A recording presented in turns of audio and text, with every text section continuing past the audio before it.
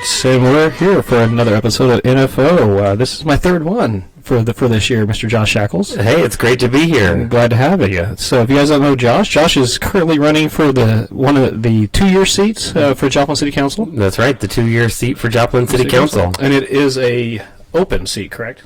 So that's right. It's a general seat, so anyone from any zone of town can fill that role and can vote. And vote, yeah. All right, and is this your first time running for a public position? It is. This is my first time running for a public position. I felt like the timing was right. It's something I've wanted to do for a long time, and actually, I saw your post on Facebook that it was the first day to sign up, and that made me think, hey, I really need to go out and do this.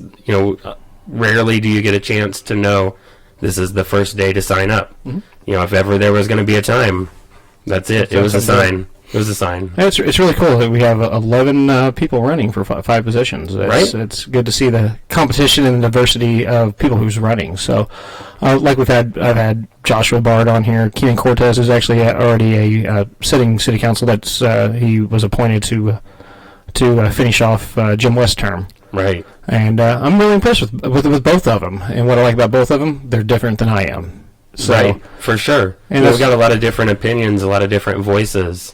And we got a really great group of people. All of the people that are running for Joplin City Council, they really care about town. Mm-hmm. And they really care about this area. And I think they all have the best of intentions for Joplin. And that's we win no matter what. Correct. So for you to do, what's your why behind it? Why are you doing?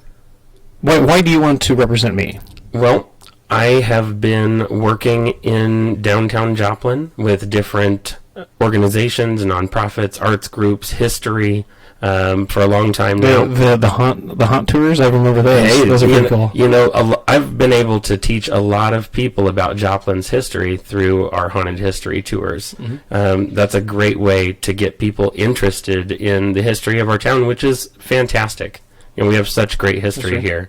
So, I would like to say that you know more about this town than I do, being born and raised here, by you being active in those type of events and stuff like that. So, it's really cool to see, especially whenever you had your groups come by, like when we were working Friday and Saturday night down there at JB's, like you'd have your group go through different parts of town. So, it created another, I can say this, dimension to our downtown environment. So, it's really cool to see. So, I'm happy that you're getting a chance to step up and actually use some of your knowledge, though, to help represent the ones in our community that you already helped already.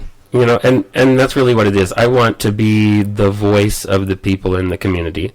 During this process, I've reached out and talked to all kinds of groups and nonprofits and people and, all sorts of people that have opinions on different things, just trying to hear what the people of Joplin want for the future. Because it's not about me. It's about what do you, as a resident of Joplin, want? What is good for the future of Joplin? Well, you got to take everybody's opinion and weigh it and make sure we do the right thing. Because not everybody's going to be happy with any decisions we're all going to make, like the council will make. That's right. 120% correct. No one's ever going to be happy. 100% of us on one decision. But I really think that, like we talked before we got on here, like that's the reason I like Joshua Bard running for city council, because we and him can have a conversation. We can disagree on a lot of things, but can know that ultimately we want the best for Joplin, and to be able to have that communication level with him. That's the reason I like him. And then Keenan's another one, that a different walk of life that got him here, and very like you said, it's about being a servant for the people for him. Right. Yeah. I'm not saying it's not for Josh either. I'm just saying for him to his vocalizes why. That's what it was. But when Keenan said, "Hey, I'm here with a servant's heart," that means a lot to me. Yeah. Because I feel like I am also here with a servant's heart. I'm here to represent people. I want to see better neighborhoods. I want to see better systems in place. I want to see better for Joplin. Not that there's any particular person or thing that we want to. I think everybody that's working for Joplin has Joplin's best interest in mind. We just want to find the common goals between all of the different groups and organizations, and the best way to promote Joplin as a whole. So, for you, if you get on council, what would be your first goal or first one thing that you would want to see accomplished? You know, probably the thing that I would like to see the most is for Joplin to enforce the building codes that we already have on the books. They make. I'm not saying they make things up, but they definitely don't. Sometimes they enforce too much on some things. Well, and that could be. In 2015, there were some budget cuts that took a lot of staff members from that department. Mm-hmm. Since that time, they've primarily been responding to complaints from the community. So you're talking more about residential type of code enforcements for housing and stuff, or I mean, commercial overall? Overall. I mean, right now, we used to have a department that was proactive and trying to help make our neighborhoods better, safer places. Now they're more just responding to there's a pothole in the road. So total infrastructure type of like.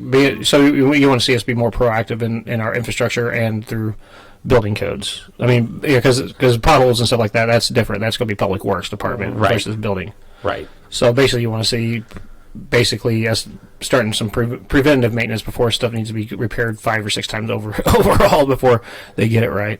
That's correct. We really need better, safer housing in Joplin. That's really important. There's a lot of rentals in town.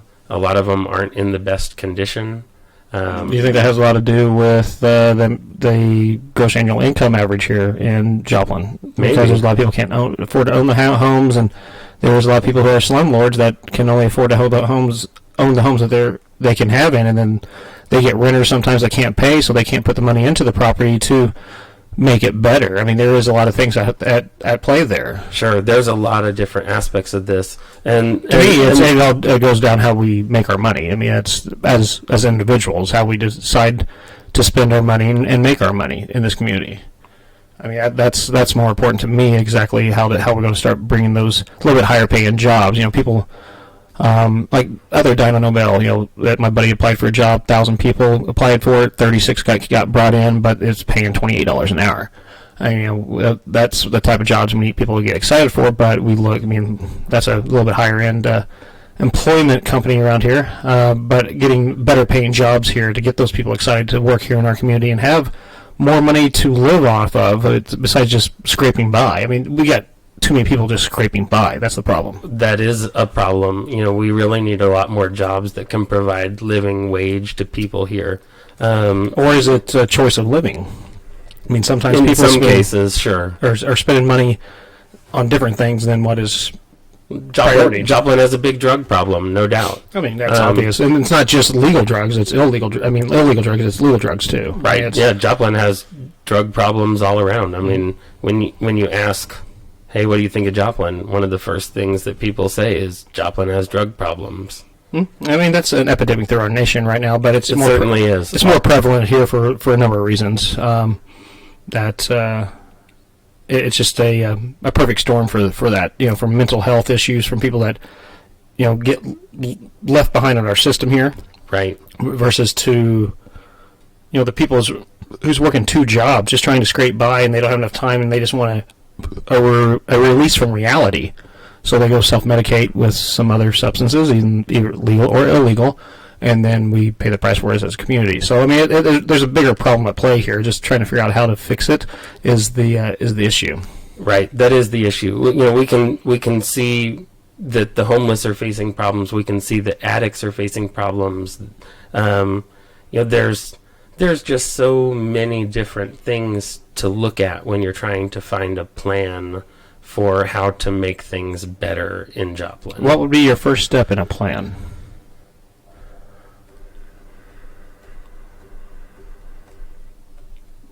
That's just good question. Just trying to say, what's the first step? The in your opinion, I'm not saying this is but what would you say would be the first step? Really, the first step is gathering information from the community. But we already know that information. We're just repeating it, and we already know what the problems are. So what would be the first step for a solution? I like that you're not answering it right away because you're actually thinking about the problem. The problem is so complex and there's so many different angles that it's really hard to provide a good answer. This is exactly what we're going to do. If I know what I would take in the first step. It's the simplest step at all. Always open to advice. Lighting. I've heard you say that several times. Light our communities up. Nothing dark and hide in the light. That's true. It's as simple as that. That's a simple step forward. It's symbolic and it's actuality. It's such a simple, we light our communities. That's one thing I loved about walking around Denver. This summer I did 11.4 miles through Denver doing my urban hiking. In every neighborhood I felt safe. Every neighborhood, I'm doing this 2 o'clock in the morning. Bright, safe. I didn't feel any type of discomfort or bad energies. And that's a weed capital of the world, basically. It seems like, Denver's the Mecca. But you didn't feel that energy. So how do you change the energy of a town? Besides, the first step that I would take, there has to be a first step, even if it's simple. Really putting our code enforcement people back in place. They were doing a lot of neighborhood services to help build and beautify, help create strong neighborhoods. And I think they went around and worked with their communities to actually to fix the issues instead of just penalizing them with whenever something's not up to code. Like if someone's yard's overgrown or has some stuff in, we want to start penalizing people instead of trying to help them figure out their problems. They're figuring out some stuff. We've quit taking that caring approach as a community. Right, and a caring approach is very important. So do we get some care? Do we go out and try to get some people that their job is to go around and just check on our go door knock and hey, how are you doing today? I don't think we need to go that far. Why is that? Provide a job and create human interaction with some people who probably never get it. There would probably be people that would benefit from something like that. Or there might be better ways to spend our money, though. Or do we get churches to help do it? Do we go recruit nonprofits or something like that? I'm not necessarily a church, but someone who wants to step up and make the community stronger. Well, since or better. Since 2015, we've had the organization One Joplin that's come together, and they are providing a lot of those same services that our neighborhood services department were doing. They're a great organization. I recently learned about them and their efforts, although they've apparently been working very hard in the community for a long time. That's good to know. So it's that's just be just trying to figure out what those steps are and how we can get 9 people, or at least 5 out of the 9, to agree on a proper step. Right. That's what my concern. How we get we know about the elephant in the fucking room. How do we get the elephant out of the room? I think the big thing is really just doing what we can to support our neighborhoods being safe, healthy, nice neighborhoods. And the first step to that's lighting. That's just my... I don't disagree. Yeah, so I don't disagree. I would like to see nicely upgraded LED street lights throughout this whole city. I want to walk over here off 2nd and Moffett and not feel like I'm going to get raped or be approached for drugs or feel like I'm going to step on a needle. I'm just being all actuality. I'm not trying to stereotype that part of town or anything like that, but that's just all actuality. I would love to see safe paths between Missouri Southern and downtown and Kansas City University. What makes you feel safe? Lighting. You're 100% right. We need. I know I feel like I'm beating a fucking dead horse here, but I've had this conversation with Josh and Keenan and stuff like that. It's a simple task that I really want to find people to support. I have no fucking horse in this race. I don't own any property here in Joplin, Missouri anymore. I have every right to leave here, but I'm choosing to stay because I believe in Toby Teeter and his vision. And after going to dinner with him one time and asking him, why the fuck should I stay in Joplin? He gave me reasons why he believes in Joplin. I'm still here. He's doing a lot of cool things over there at the Chamber right now with their vision of a tech corridor down 4th Street. That could bring a lot of really good jobs to the area, and I love what they're doing. Yeah, I totally support him and his efforts. I do too. It's cool. It's cool to see we are seeing some progress and some things actually coming to life here. I mean, it's we live in a community that, I'm gonna say this. People also ask me why I haven't moved from here. Yeah, I'm born and raised. It's hard for me. It's easy for me to move personally myself, but it'd be hard for me to take the people I care for, and majority of them here. So that's why I still enjoy being here in Joplin, even though I feel like I want to get the fuck away from here every fucking day. Joplin's your home. You're here. This is where you belong. I don't know about that. This is where I'm. Okay, maybe so a little bit, but so I really do appreciate you running. I mean, even if you don't win, you've done something. And right, I'm trying. I'm trying. I want to see better things for our community. I feel like I am a good listener and a good connector.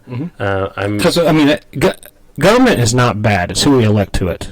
Very true. I mean, government is a necessity. We have to have government. We have to have our programs. We have to have all that. The problem is the people we put to it.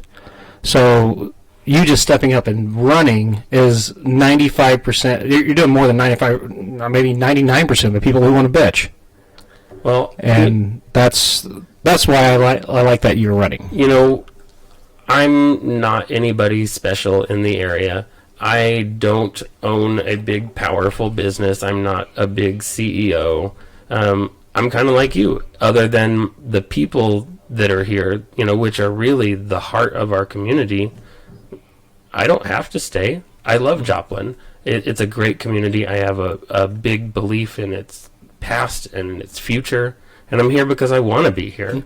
I love this town, and I want to see good things for it. So, I mean, that's Joplin least deserves my effort, and then whenever I decide that it doesn't deserve my effort anymore, that's when I'll leave. It's getting close to that. I promise you that. Well, I hope you stick around. But it is an easy place to live. It's an easy place to travel from. It's easy here. I mean, and that's a good and bad thing. It's a bad thing for me because it's the way my mind works. But it's also good to raise families in. You know, this is a good place to have friends in and have family and grow up here. I mean, this is a easy community. It really is. I mean, really, the people here are such good people. You know, I know so many people from across different businesses and industries and walks of life, and they have one thing in common, and it's that they're all great people. They genuinely care about the people around them. Where did you grow up at? Right here in Joplin. Just born and raised here? Born here? Not born here, but raised here. Where were you born at? Salem, Oregon. Holy shit! That's a trip away.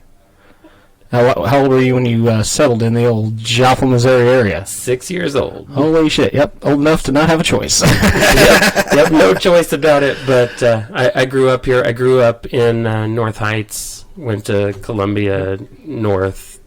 So I mean, you know it. So I've been here. All right. You know, I love Joplin. How old are you again? I'm 39 years old. Holy shit! You're only 1 year older than me. I'll be 38 tomorrow. 38 tomorrow? January 30th. This doesn't get uploaded to tomorrow. So it would be today if this gets uploaded today, but I'm going to try to upload it tonight. What was your first job then? Your first paying W-2 job here in this area? First paying W-2 job was for Cope's Carpet. Cope's Carpet 1? Yeah, helping to remove carpets that had been soaked. Floodwaters and things. How old were you then? Right at 16. Oh, that's good to know. I was 15 working for Jim Bob's in Four Seasons Sports Complex. So those were my very first W-2 jobs. So that's interesting. I like to see what people's work history, how they first got them started. Like, what's one memory you have most of anything from that job? You know, probably the coolest thing was that there was an area where they kept the carpet pad, where the carpet pads would be stacked up 30 foot high, and you could climb on top of that and, you know, have Fight Club. Is that OSHA approved? I'm sure. Shit like that wouldn't fly these days because their parents would be suing them because they got, you guys are being too mean to my kids. But so you did Fight Club on top of that? Fight Club on top of it. Good times for sure. I got two good stories. One of them I probably shouldn't share because of the identity of one in it. The second one is I was at Jim Bob's. The first one was at Four Seasons Sports Complex. I'll just say that and how Rick Prigg.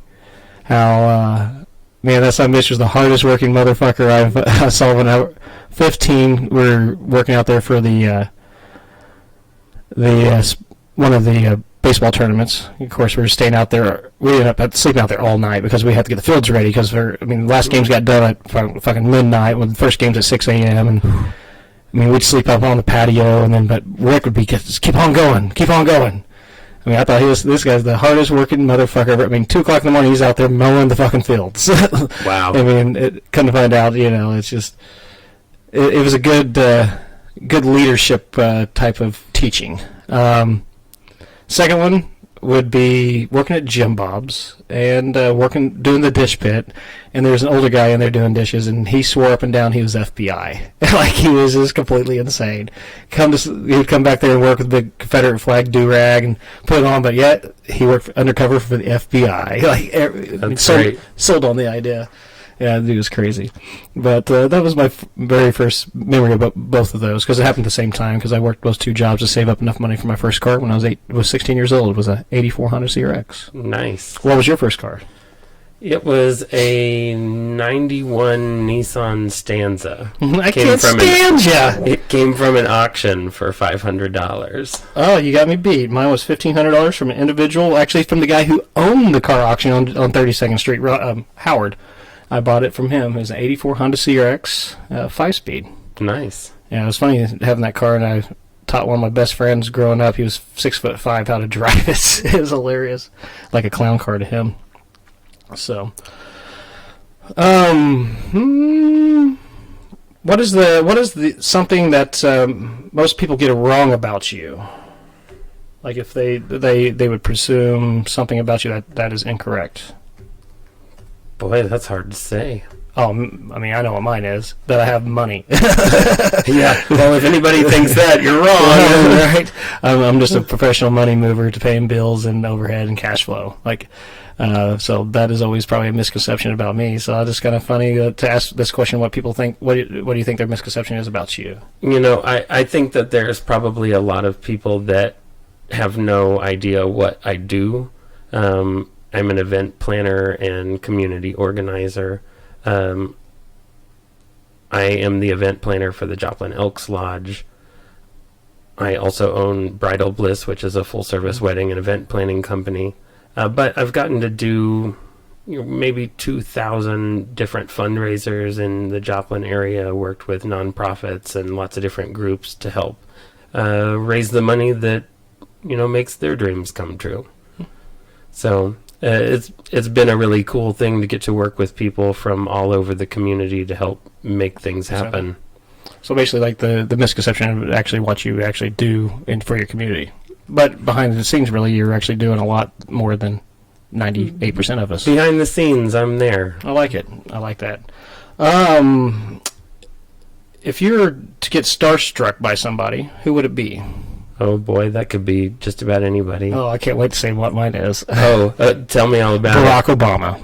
Oh man, that'd be cool. Completely. I met him just at all. Like, she shook his hand and you felt his leadership. I know this is going to fucking make some people's head explode, but Barack Obama is one I get starstruck about, because I really do respect the fella. I respect him, what he did, what he stood for. And just imagine if he talked like Trump. Just imagine if Obama spoke and acted the same way as Trump. Can you imagine? We'd have the chaos that would have ensued. I wouldn't even imagine. So for what he had to do and stand above reproach and handle himself with class, even though if I didn't agree with him on some stance of what he did or his administration did, the dude was a leader. I don't care. So I'd starstruck by him, and then the other one would be Elon Musk. Oh yeah, for sure. Those better be the only two. It'd be hard not to. And that's one thing about like Kobe Bryant passing away and everybody being like it. I even felt that one. That's the very first star or athlete or anybody like that I've ever really felt their death, and that's really weird to me because I just usually don't. But growing up and pretending to be Kobe on the basketball court, his work ethic and being successful out there made other people want to do that without even teaching it, like without even meeting them. And just imagine what he did for like inner city kids when they're playing basketball and they're pretending to be Kobe. Like for that moment, they were escaped from their reality. You know, the hardships, the times, like what I mean, they pretended to be Kobe on the court. Like their imagination was duplicating his work ethic and what he stood for. Like it is really cool to see. Powerful. Completely. I mean, that guy is more than just a Laker, and I hate the fucking Lakers. Never liked them. I don't like the franchise. I wasn't a Lakers fan. I wasn't a huge Kobe fan per se on the because he was on the Lakers, but as a student of the game and a game I love so much, and that guy did a lot. I mean, Jordan did a lot, he did a lot, now LeBron's doing a lot. Like it's been a passing of the torch, and it's been a seamless one. You know, we've got to see some really great ones play together, but Kobe going down, I mean, he had all the future ahead of him, like outside basketball, 41 years old. Yeah, very young. I mean, and his daughter, who was 13 and being a basketball for women in basketball, like we lost two. I mean, there's 9 people that lost. Like I don't know much about the other ones, but just knowing about the game and seeing how Kobe affected me. But was he perfect? No. Did stuff happen in his past that made him not a, how can I say this, 100% most respectable human being? Probably so. But overall, yes. I would say he was a very impactful human. He definitely made a big impact on a lot of people. So, and again, he would not be one I've been awestruck before his passing, because I never really understood his impact until he was gone. So it was still kind of surreal for me today. So, I mean, who would be something for you? Well, when I was young, the passing of Kurt Cobain, that definitely, hit me hard. I even stayed home from school for 2 days after Kurt Cobain died. So I can relate to that. As far as someone to be starstruck by, boy, it's hard to say. I try to just deal with people as normal people and not. Oh yeah, I've been there. I mean, I ran a limo business for 4.5 years and driving for certain stars, like even taking Jewel to go see couples retreats at North Park Mall and Gretchen Wilson shopping at the mall. Being around Tony Bennett was that one that I was at all about. That'd be cool. But he was really cool. Like it was just like he got in the passenger seat and started warming up his vocals, and got a personal serenade from him when I was driving him to his concert, and which was one of the coolest experiences ever. But it still wasn't like awestruck, until like I met Barack Obama, like President Obama. I'll say President Obama. That would be pretty cool. So yeah, so I like to ask that question because some people get starstruck about, I don't know, Kim Kardashian. Whoop-de-doo. I'm not saying like you do, but there's people who get starstruck by that. So, but yeah, that's very interesting. I say respect where respect is due, but try not to get too starstruck. Gotcha. What makes you the angriest? Probably people that are unwilling to compromise. If we can, then you must be an angry person every day. I think that we can all find compromise in whatever. There's a way that we can all win. There are things that are good for all of us, and it takes sometimes giving a little to to get what it is that you need, and that takes care of everybody together. Mine would have to be a child rapist. Oh yeah.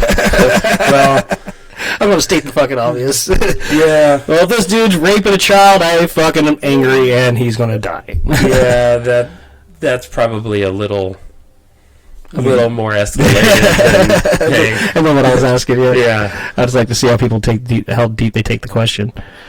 Sometimes just the obvious answer. That would be mine. I only got a couple more questions to ask because we're almost out of time. I just wanted to make sure. Actually, we almost got 2 minutes left. This is a funny one. I like to get. Trump has a Twitter What is the one app you can't live without? Oh, I would be lost without Facebook. I have about 5,000 Joplin area residents on Facebook, and really, I use it all the time. I'm constantly looking for feedback and opinions from people, and that's one of my main sources to be able to connect with people in the area. So the connection part. It's all about connection. Just being able to say, hey, what do you guys think about this? And getting some instant feedback from members of the community. That's so valuable to me.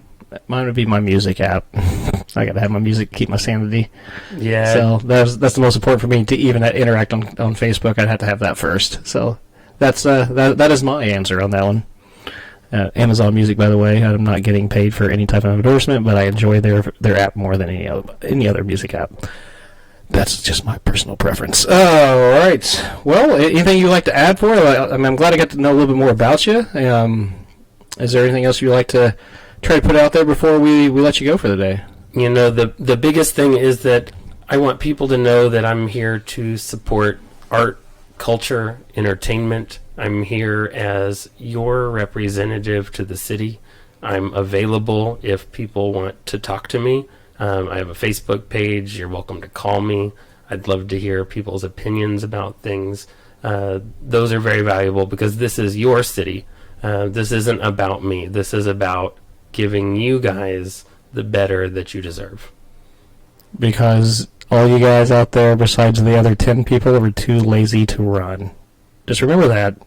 You guys had this opportunity, and you guys chose not to. So make sure you support the ones that actually want to make a difference in your life. Like I posted a meme the other day. Like, just think about the most vulnerable person you know, and vote in their best interest. Right. And then let's imagine how good our community will be. Imagine. That is my advice to everybody. So I do appreciate you, and I will tell you. I can never confirm or deny that you have my vote on that election day, but that's all I'm saying. All right. Well, hey, thanks for having me on. I appreciate it a lot. Hey, Josh, appreciate it, and look forward to at the end of this. How do they get a hold of you? So the easiest way is facebook.com/JoshForJoplin. I also have a website, which is joshuashackles.com. All right, and also Josh Shackles at hotmail.com? At hotmail.com. You can send me an email. Any phone number or anything like that? 417-291-7511. All right. Call or text. If you Let didn't me get know what you think. If you didn't get that, just scroll back, listen again. Scroll back, listen again. And don't ask questions. The answer's there. So, all right, guys, appreciate it. Josh, you have a great day, and we look forward to seeing you again soon. Thanks. Thanks, buddy.